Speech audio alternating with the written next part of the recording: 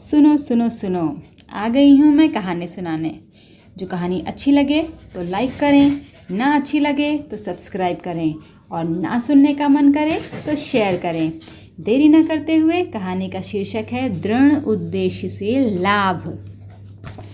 एक भक्त इमली के वृक्ष के नीचे बैठकर भगवान का भजन कर रहा था। एक दिन वहाँ नारद जी महाराज आ गए। उस भक्त ने नारद जी से कहा कि आप इतनी कृपा करें कि जब भगवान के पास जाएं तब उनसे पूछ लें कि वे मुझे कब मिलेंगे। नारद जी भगवान के पास गए और पूछा कि अमुक स्थान पर एक भक्त इमली के वृक्ष के नीचे बैठा है और भजन कर रहा है, उसको आप कब मिलेंगे।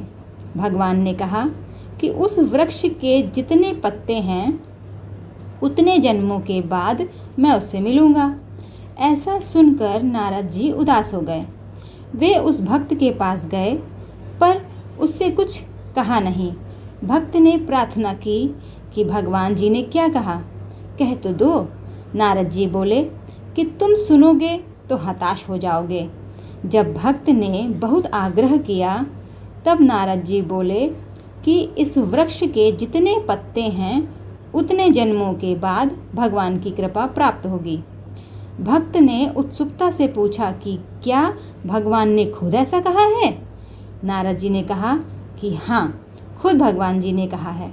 यह सुनकर वह भक्त खुशी से नाचने लगा कि भगवान मेरे को मिलेंगे, भगवान मेरे को मिलेंगे, क्योंकि भगवान के वचन झूठे नहीं हो सकते। इतने में ही भगवान वहाँ प्रकट हो गए। नारद जी ने देखा तो उनको बड़ा आश्चर्य हुआ। वे भगवान से बोले कि महाराज, अगर यही बात थी तो मेरी फजीती क्यों कराई। आपको जल्दी मिलना था तो मिल जाते। मेरे से तो कहा कि इतने जन्मों के बाद मिलूँगा और आप अभी आ गए। भगवान ने कहा कि नारद, अब तुमने इसके विषयों में पूछा था तब यह जिस चाल से भजन कर रहा था उस चाल से तो इसको उतने ही जन्म लगते, परंतु अब तो इसकी चाल ही बदल गई है। यह तो भगवान मेरे को मिलेंगे इतनी बात पर ही मस्ती से नाचने लगा। इसलिए मुझे अभी ही आना पड़ा, कारण कि उद्देश्य की सिद्धि में जो अटल विश्वास, अनन्यता, दृढ़ता, उत्साह होता है उससे भजन तेज हो जाता है।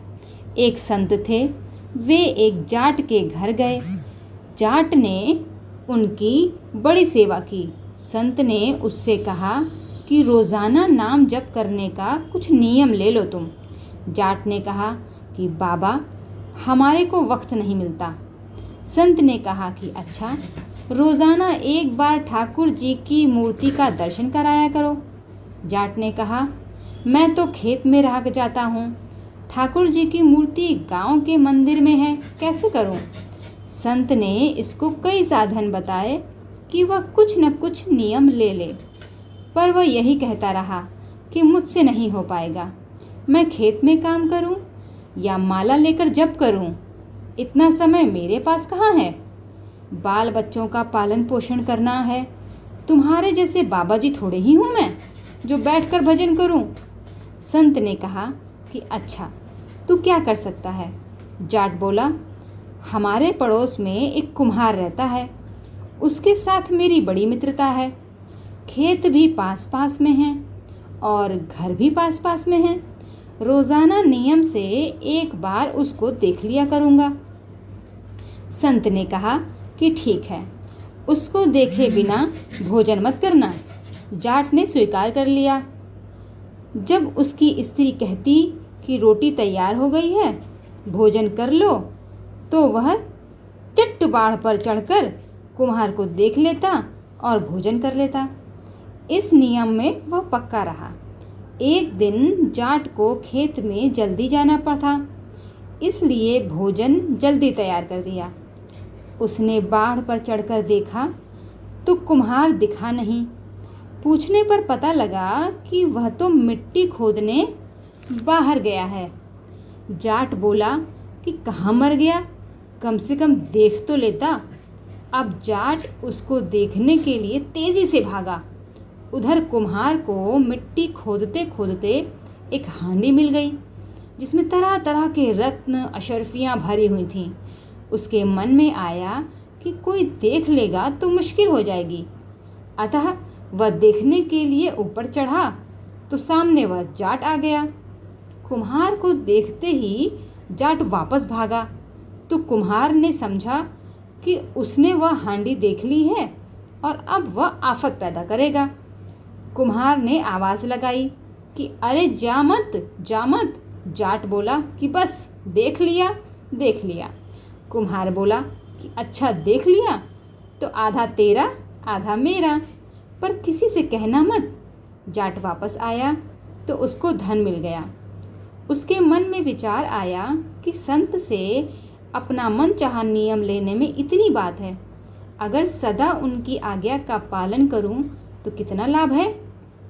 ऐसा विचार करके वह जाट और उसका मित्र कुम्हार दोनों ही भगवान के भक्त बन गए। तात्पर्य यह है कि हम दृढ़ता से अपना एक उद्देश्य बना लें कि चाहे जो हो जाए हमें तो भगवान की तरफ चलना ही है, भगवान का भजन करना है। उद्देश्य बनाने की अपेक्षा भी उद्देश्य को पहचान लें, कारण कि उद्देश्य पहले बना है, मनुष्य जन्म पीछे मिला है। मनुष्य जन्म केवल भगवत प्राप्ति के लिए ही मिला है कि उद्देश्यों की पहचान लें, संदेश रहित मान लें तो फिर भजन अपने आप ही होगा। नमस्ते।